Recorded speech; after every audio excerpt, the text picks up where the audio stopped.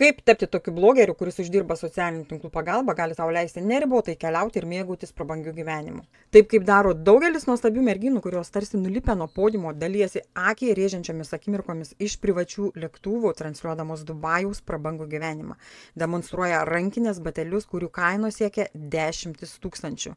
Daugelis mano klientų žavisi tokiais pasiekimais ir nesupranta, ką jie daro ne taip, kodėl vienos ekspertės uždirba 10 000, gali sau leisti laisvai keliauti, savaitgaliui nuskristi į Dubajų, sekėjų pas jas tūkstančiai, šimtai tūkstančių, viliojančios nuotraukos, kvepiančios prabanga ir keliančios pavydą. Ką jos tokio daro, kad gali savo tai leisti? Nes tas jų ekspertiškumas labai žemo lygio, sako man klientė. Kaip jos uždirba? Kas moka blogeriams ir už ką, kad jie gali sau leisti gyventi 7 žvaigždučių viešbučiuose, pirkti tokias prabangias rankinės? Ar tik ne už reklamą? Gal turtingi Dubajų šeikai joms atseikė už kiekvieną postą? Ir jei taip, tai kokia ta reklama, už kurią moka tie, kad tavo gyvenimas tampa panašus į Hollywoodo filmą? Už kokią reklamą geriausiai moka? Ir iš kur toks prabangus gyvenimas, kurį transliuoja tūkstančiai blogerių? Šiame video pakalbėsim apie Dubajų. Kas ten vyksta, kaip merginos ten atsiduria ir kodėl ten važiuoja. Ką jos ten veikia? Kuo tai baigėsi ir kaip gali baigtis. Šis video daugiau yra įspėjimas ir kvietimas netikėti viskuo, ką matote Instagrame. Porta Potty. Manau, kad ne vienas jau girdėjote šį pavadinimą, nes tik tokia įskamba jau senokai. Iš tiesų, mane stebina dar tokie klausimai, nes informacija apie tokius patį buvo žinoma jau 2000 metais. Iš esmės pasikeitė tik šio vakarėlio pavadinimas, o visi tie dalykai, kurie vyksta Dubajaus vakarėliuose, jau vyko ir anksčiau. Tiesą sakant, tai vyko visada, vyko anksčiau, vyksta dabar, vyks ir rytoj. Dubajus futuristinis miestas, spindesio ir aukso oazė. 7 žvaigždučių viešbučiai, privačios vakarėlių jachtos, super automobiliai, tai tapo socialinių tinklų svajonių fonu. Pinigai čia ne tik turi galią, bet tapo pagrindinė esmė tarp šeichų 7 žvaigždučių viešbučiuose, privačių lėktuvų ir super automobilių aerodromų smėlio oazėje, o gal smėlio dėžėje, kuri sukurta pasaulio elitui tenkinti savo fantazijas. O šių fantazijų centre jaunos merginos, dažniausiai 18-25 metų, kurios kviečiamos smagiai praleisti laiką mainais į 5-ženklės dovanas. Iš pirmo žvilgsnio tai gali pasirodyti kaip abipusiai naudingi santykiai, bet po kruopščiai sukurta glamūro kaukė slypi kur kas tamsesnė realybė, augantis pavojingi pasiūlymai ir moteris, kurios po audringų vakarėlių tiesiog dingsta. Šioje aplinkoje gimė terminas Dubai Gal. Nežinau, ar matėte istoriją apie neseniai dingusią merginą iš Ukrainos, modelį Mariją Kovalčiuk, kuri po 8 dienų buvo rasta išmesta ant kelio siaubingos būklės, sulaužytų stuburų, rankomis ir kojomis. Anot merginos mamos, modelis dar prieš tai susisiekė su ja ir pasakė, kad jis su nepažįstamais vyrais vyksta į jų viešbutį. Dukters balsas buvo sutrikęs, o po to ji paprasčiausiai dingo. Manau, jūsų daugelis jau esate pastebėję socialiniuose tinkluose jaunas žavias moteris, kurios pozuoja privačiuose lėktuvuose ar prabangiuose automobiliuose Dubajaus dykumoje. Nuostabiais vaizdais, prabangių gyvenimų besidalinančios merginos daugeliu kelia pavydą ir žavesi. Ir tikrai mums visiems kyla klausimas, iš kogi jos gyvena, kas joms moka. Jos visos save įvardyja blogeriais, modeliais, bet jų profiliuose dažnai rasite nuorodą susisiekti WhatsApp. Ir dažniausiai dar bus papildomas atsarginis profilis. Tai yra ženklai, kurie dažniausiai nurodo, kad tai yra Dubajaus mergina. Jeigu jūs dar nesate girdėję šio termino Dubai Gal, Dubajaus mergina, tai yra jauna moteris, kuri siūlo save savaitgaliams Dubajuje ir reklamuoja save socialiniuose tinkluose. Jos maskuojasi po blogerių, modelių ar ekspertų kaukėmis. Ir tai nereiškia, kad jos tokios nėra, bet esmė tame, kad jos turi pagrindinį arba papildomą pajamų šaltinį dirbdamos Dubai Gal, o socialiniai tinklai joms padeda išlaikyti matomumą. Mes visi žinome, kad blogeriai ir modeliai nuolat keliauja, fotografuojasi gražiose vietose, demonstruoja prabangą ir prabangius daiktus. Taip, toks ekstravagantiškas gyvenimas yra labai sunkiai pasiekiamas, nebent esi gimęs turtingoje šeimoje arba esi vienas iš 10 geriausių blogerių pasaulyje. Bet daugelis siekia greitų pinigų, nori mėgautis prabanga ir gyventi nerūpestingą gyvenimą. Todėl keliauja į Dubajų, kad susitiktų su vyru, kuris jas ten pakvietė. Dubajaus mergina tai toks vaidmuo, kuris atrodo kaip greičiausias kelias į prabangų gyvenimą ir įvaizdį, kurios siekia labai daug blogerių, bet iš tiesų viskas nėra taip gražu, kaip atrodo. Kaipgi tai veikia? Šios moterys gauna brangias dovanas už laiką praleistą su turtingais vyrais, kuriuos jos vadina sponsoriais, rėmėjais. Ir paprastai tai būna penkiaženklės sumos. Tuo pačiu metu jos papildo dar savo socialinius tinklus stereotipinėmis nuotraukomis. Prabangus viešbučiai, liuks klasės automobiliai, išskirtinės vakarienės. Kitaip tariant, joms moka ne tik už laiką, bet ir aprūpina viskuo, kas reikalinga, kad sėkmingai plėtotų legalesnę savo verslo dalį. Ir greičiausiai visa tai jums jau yra žinoma iš nuotraukų, kurios žadina daugelį užsiimti online verslu, tikintis tokių didelių uždarbių. O nepavykus ateina nusivylimas, lyginimas savęs su kitais ir žinoma savęs nuvertinimas, matant kitų sukurtą prabangaus gyvenimo iliuziją, bet nematant kitos prabangos pusės. Štai čia ir prasideda pats įdomiausias dalykas. Ne už gražias akis ir ne už reklamą Instagrame merginoms moka, nors tai irgi padeda pakelti Dubajaus žinomumą. Merginos, kurios vaidina Dubajaus merginų rolę, vertė priklauso nuo to, kiek toli rėmėjas gali praplėsti jos ribas. Ir kuo labiau žeminantis ir skausmingesni veiksmai, tuo prabangesnės dovanos. O dabar panagrinėkime, kodėl visa tai vyksta būtent Dubajuje. Jau daugiau nei 10 Dubajaus turizmas bendradarbiauja su blogeriais, kad reklamuotų miestą pasauliniai auditorijai. My Dubai, mano Dubajus, ryškiausias 2017 metų kompanijos pavyzdys, kuomet buvo kviečiami visi Amerikos, Europos blogeriai, kad parodytų prabangų gyvenimo būdą ir Dubajaus unikalumą savo sekėjams. Ir dėka to visuomenės nuomonė apie Dubajų pradėjo greitai keistis, o tuo pačiu ir šeichai pasinaudojo socialiniais tinklais savo įvaizdžiui kurti. Jie praktiškai išskleidė raudoną kilimą visiems turinio kūrėjams, siūlydami nemokamą ir prabangų poilsį. Tai padėjo tarptautiniai prostitucijai pakilti į naują lygį. Ir dabar, kai 20-metė blogerė skrenda į Dubajų savaitgaliui, tai atrodo visiškai normalu. Jis skrenda ten, kad pafilmuotų kelis TikToko klipus prie baseino. Iš esmės nieko įtartino. Nors tai galbūt nėra pagrindinė jos kelionės priežastis. Bet vis tiek tai padeda palaikyti jos įvaizdį socialiniuose tinkluose ir netiesiogiai pritraukia dėmesį į patį miestą. O čia jau nesvarbu, ar tai patinka valdžiai ar ne. Dubajus savotiškai įsitraukia į abipusę sąjungą su tarptautinė prostitucija. Blogerės kuria turinį ir pritraukia dėmesį, miestas gauna nemokamą reklamą, o tamsioji šių kelionių pusė lieka už kadro. Ryšys tarp turizmo ir blogerių dar labiau akivaizdus, kai matai įspūdingą 150 metrų konstrukciją Dubajuje, kuri primena milžinišką nuotraukų rėmelį. Jis simboliškai jungia senąjį ir naująjį Dubajų. Iš vienos pusės matyti istorinis miesto rajonas, o iš kitos dangoraižių panorama. Viduje lankytojai gali pakilti į stiklinį tiltą viršuje, kur atsiveria kvapą gniaužiantis vaizdai. Na, iš tikrųjų gražu, ką čia daugiau ir be pridursi. Į Dubajų investuojama milžiniškos pinigų sumos. Miestas atrodo labai futuristiškai. O dabar pakalbėkime apie tai, kiekgi pinigų uždirba tos merginos ir kaip joms sunku surasti rėmėją. Pagal BBC straipsnį, po to, kai 19-metė Tyne Lexi pasirodė antrajame meilės salos sezono epizode, jai buvo pasiūlyta 50 000 svarų už 5 dienų kelionę į Dubajų, su sąlyga, kad vyks kartu su rėmėju. Pagal sutarties sąlygas ji turėjo pasirašyti slaptumo sutartį, kurioje buvo parašyta, kad jos pareigų detalės liks paslaptyje. Rosie Williams, kuri taip pat buvo paminėta tame BBC straipsnėje, esą gavo pasiūlymą už 100 000 svarų per metus, plus drabužiai, rankinės, kad galėtų persikelti į Dubajų ir būti vyro, kuris ten gyvena palydovė. Kita moteris, norėjusi likti anonime, teigia, kad sutiko su tuo tik dėl kelių rankinių, pasak jos, norėjau išlaikyti sekėjų dėmesį, todėl sutikau su tokiu pasiūlymu. O kągi daryti, jei esi pradedantysis blogeris ar modelis, kuris nori parodyti, kad yra pasirengęs tokiems vakarėliams? Strategija iš tikrųjų labai paprasta. Tiesiog dalinkis gražiamis nuotraukomis Instagrame, o jei tu turi nuotraukų, kuriuose mėgaujasi skrydžių privačių lėktuvų arba ilsiesi Dubajaus paplūdimyje, tai yra tik pliusas, nes tai rodo rėmėjams, kad tu turi jau tame patirties ir jau darei tai anksčiau. O jeigu tu neturi nuotraukų, tai nieko baisaus, bet reikia šiek tiek daugiau pasistengti, kad pritrauktum sponsoriaus dėmesį. Ir vienas iš būdų yra Instagram profilio pirkimas su didelė auditorija, nes tai yra didesnė tikimybė patraukti reikiamų žmonių dėmesį.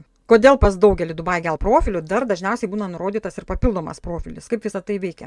Profilio pardavėjas, kuris užaugina profilį tam, kad parduotų Dubai Gal merginai, pavyzdžiui, jis iš pradžių dalinasi savo profilėje linksmais kažkokiais video, memais, tai padeda greičiausiai išauginti ir pritraukti auditoriją ir parduoda tam, kas pasiūlo didžiausią sumą. Pirkėjas keičia pavadinimą, pašalina seną turinį ir pradeda naudoti paskyrą kaip savo, tačiau yra tam tikras niuansas. Originalios paskyros pardavėjas dažnai išsaugo prieigą prie elektroninio pašto, kuris buvo prijungtas prie šios paskyros ir po kurio laiko naudoja jį slaptažodžiui atstatyti bei susigrąžinti paskyrą savo. Dėl šios priežasties po tokios paskyros pirkimo daugelis susikuria papildomą profilį, į kurį prašo pereiti savo sekėjus, kad išvengtų atveju, kai savininkas susigrąžina savo paskyrą. Yra dar ir kitas būdas, kuriuo naudojasi daugelis merginų, tai savarankiška rėmėjų paieška, nes sponsoriai irgi save reklamuoja socialiniuose tinkluose. Jie niekada nerodo savo veido, jie žinoma nesakys savo vardo, bet jeigu jūs pradėsite sekti tokį profilį, palaikinsit foto, tai greičiausiai gausite pranešimą asmeniškai. Pokalbis prasideda nuo komplimento ir nekalto klausimo. Ar jūs priimate dovanas? Tai geriausia galimybė bendrauti, kad Instagramas tavęs neužblokuotų. Ką toks klausimas reiškia tiesiogiai? Ar tu sutiksi su manimi permiegoti mainais į daiktus? Jeigu mergina atsako taip, toliau pokalbis tęsiamas WhatsApp su kuratoriumi, kuris ir padeda užbaigti sandorį. O vėliau rėmėjai tarpusavyje dalinasi ir didžiuojasi, kokias moteris apdovanojo dovanomis už savaitgalį Dubajuje. Skrinšote matyti, kaip ši 20-metė pati susisiekė su vienu iš tokių vyrų. Ši svetainė jau daugiau neegzistuoja, bet yra interneto archyve ir ten galima pasiskaityti įrašus, pažiūrėti skrinšotus. Dar tuo pačiu pavadinimu radau svetainę, kuri kelia tikrai daug klausimų. Aptikau svetainių su panašiais pavadinimais, bet tai jau nėra forumai, kur galima bendrauti ir įdėti kažkokį įrašą. O tai yra mažos parduotuvėlės su prekėmis. Ten labai nedaug prekių, su tam tikrais logotipais. Ir čia kyla klausimas, ar tai nebus uždanga, už kurios slypi kažkas daugiau. Šiuose skrinšotuose galite matyti, kad mergina po keleto žinučių jau sutiko keliauti pirmąją klasę į Dubajų, kad praleistų naktį su juo, gaudama mainais dovaną už $30 000. Jūs turbūt jau pastebėjote, kad kalba visada sukasi apie dovaną su nurodyta piniginė verte. Dėl to tokioms merginoms nieko daugiau nebereikia aiškinti, jos ir pačios viską supranta. Tiesiog po 3 naktų grįžti namo iš Dubajų su $30 000 vertės dovana ir einant per muitinę ramiai gali pasakyti, kad čia rankinę padovanojo mylimasis arba kad tai buvo tiesiog rekvizitas, kurį leido pasiimti po reklaminių filmavimų. Bet visos tos prabangios dovanos dar labiau gali maitinti tamsią tokių verslų pusę, nes visi tie pradedantysis blogeriai modeliai dažniausiai yra visiškai be pinigų, nes tai dažniausiai yra merginos, neseniai baigusios mokyklą, turinčios labai mažai gyvenimiškos patirties, o daiktai vietoj grinųjų gali tarnauti kaip masalas ir net kontrolė. Ir kas tikrai neramina, tai tas balansas tarp rėmėjų ir merginų. Rėmėjai jie visada turi išteklių, kad sėkmingai galėtų vystyti savo modelių ir blogerių karjeras. Ir tai tampa manipulacijos įrankiu, kuris padeda valdyti, skatina moteris imti ganėtinai neteisėtų ir gąsdinančių veiksmų. Svetainė Taxi Sponsor, kurios jau nebėra, 2017 metais buvo gana populiari. Tuo pačiu metu Dubajaus turizmas kaip tik pradėjo kviesti blogerius tarptautiniai reklamai. Taigi, ši svetainė buvo sukurta tam, kad rėmėjai galėtų pasigirti, su kuo miegojo, kiek mokėjo ir ką su kuo galėjo nuveikti. Beveik kiekviename įraše buvo kalbama apie Dubajų, o dauguma jų buvo lydimi nuotraukomis, paskyrų vardais ir ekranų nuotraukomis iš susirašinėjimų. Šis tinklapis atskleidžia tamsius šių vyrų kėslus moterų atžvilgių, nes daugybėje pokalbių yra paminėti visi neįmanomi, sakyčiau, dalykai, nuo elgesio su gyvūnais iki nepilnamečio. Iš žinučių pačių konteksto kyla klausimas, o kas rėmėjui svarbiau, pats fizinis kontaktas ar galimybė pasigirti, ką galėjo padaryti su merginomis. Šiame skrinšote jūs galite matyti, kaip merginos sutinka 5 dienoms vykti į Dubajų, padraugauti su kupranugariu. Ir viso to kaina tik $70 000. Kalba eina apie žmonės, kurie daro tokius dalykus, apie ką mums sunku net įsivaizduoti. Tie, kurie turi pinigų, paverčia savo pačias purviniausias fantazijas realybę, naudodamiesi savo pinigais ir tais, kurie pasiryžę viskam dėl pinigų. Pinigai, kaip visada, vaidina pačią svarbiausią rolę. Kažkas pasirengęs tenkinti iškrypėlių norus, kažkas pasirengęs užmerkti akis, kad tai vyksta. Taip pat šiame tinklapyje buvo šokiruojantis skaičius pradedančiųjų blogerių ir modelių, kurios tariamai sutinka atlikti tam tikras keksinės paslaugas už dovanas, kurių vertė vos 5 000. Štai dar vienas įdomus faktas. Kartais šios merginos tiesiog negali grįžti namo. Jos gali netyčia pavėluoti į atgalinį skrydį, o rankose turi tik $30 000 vertės kainuojančią rankinę. Joms tiesiog trūksta pinigų, jos negali užsisakyti naujo bilieto ar viešbučio Ir būtent tuomet jos pakliūna į spąstus. Joms reikia kuo greičiau užsidirbti pinigų ir kai imasi abejotino darbo, dažniausiai atsiduria viešnamyje arba išvis dingsta. Viename interviu Dubajaus verslininkas pasakojo, daugelis tų merginų apsimeta, kad gyvena Instagramo nuotraukų gyvenimą, bet iš tikrųjų jos net neturi pinigų, nes joms moka rankinėmis ar kitomis prekėmis. Taip jos apsistoja 5-7 žvaigždučių viešbučiuose, bet kitą dieną jos jau neturi kur eiti. Ir pagal jo interviu, kai kurios iš tų moterų pradeda vaikščioti po viešbučius, norėdamos užsidirbti šiek tiek pinigų. Ir kai kurios iš jų pradeda dirbti tiesiogiai su suteneriu, kuris teikia moteris viešbučių svečiams.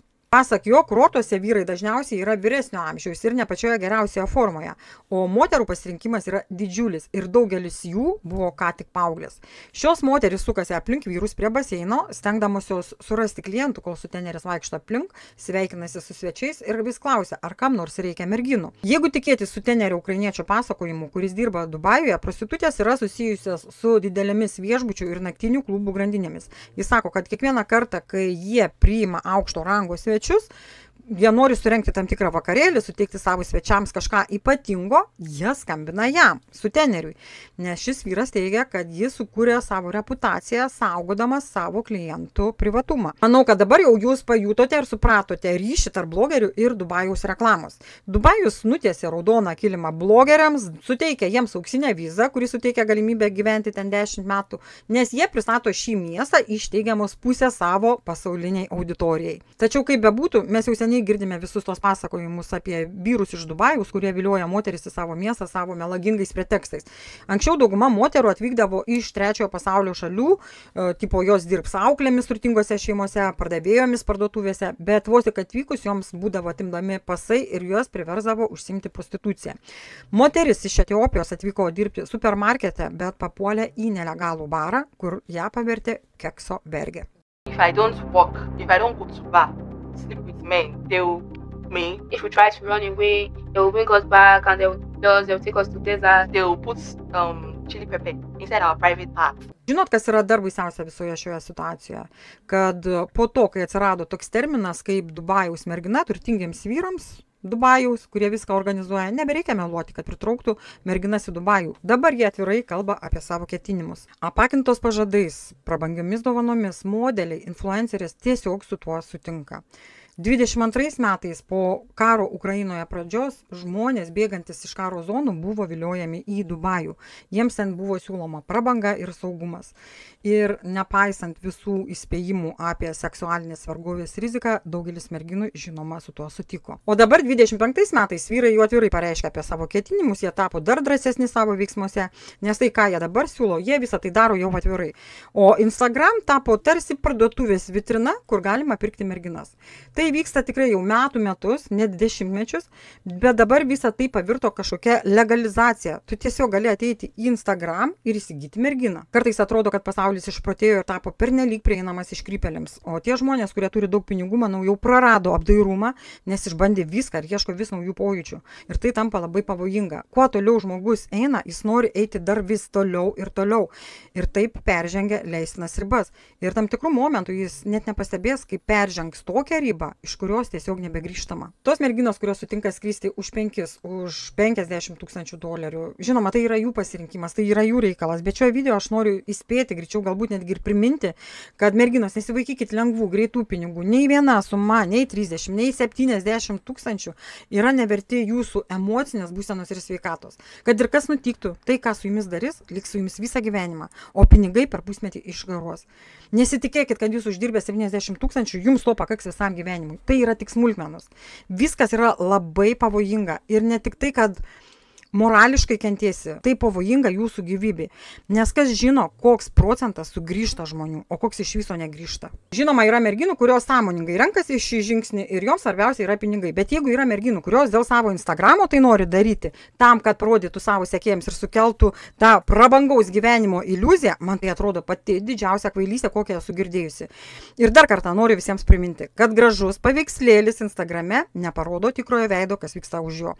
Jeigu jūs dabar pradedate pradedate vesti socialinius tinklus ir pergyvenate, lyginate save su kitais profiliais, tikiuosi supratote, kad ne viskas yra auksas, kas auksu žiba. Šiam kartui tiek, noriu Jums labai padėkoti už Jūsų dėmesį ir nepamirškit, prašau, paspausti patinka mygtuką ir užsiprenumeruoti kanalą, jeigu dar to nepadarėte. Ir pasidalinkite, žinoma, su draugais. O komentaruose parašykite, ką manote apie visą šitą beprotybę. Iki pasimatymo, su Jumis buvo Erika.